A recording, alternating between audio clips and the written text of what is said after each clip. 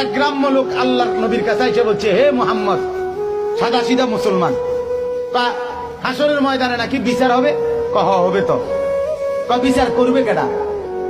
আল্লাহ। কেডা? আল্লাহ। আল্লাহ? হ্যাঁ। এই যে ডাকি যে সবসময় উনি, উনি বিচার করবে। এই বৃদ্ধ লোক কয়, তো তাইলে আর অসুবিধা কি? গ্রাম্য লোকটা আল্লাহ রসুল তো, তাইলে মোহাম্মদ সমস্যাটা কি? আর আমারও তো আরো কয়েকজনে ভয় লাগাইলো, বিরাট বিচার আচার হইব। আমি আরো চিন্তায় করলাম কেডা না কেডা বিচার নেয়।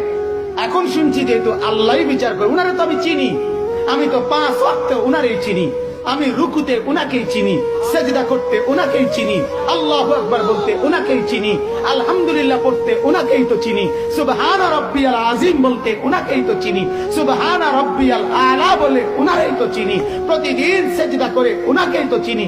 এত চিনি চারে, সে আমারে চিনবে না কেন? সে হিসাব তো সহজেই নিবে। বুঝা? হ্যাঁ, এজন্য মুমিনের মরতেই অসুবিধা কি? মুমিনের বাঁচতেই সমস্যা কি? কথা বলেন না কেন? ইমানদার মরলেই অসুবিধা কি? ইমানদার বাঁচলেই অসুবিধা কি?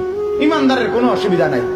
সমস্যা সুদ করে খেতে মরলে সমস্যা, মাইরা হোটাইলে বোধে কথা কয় না, বাইরে সিধা করে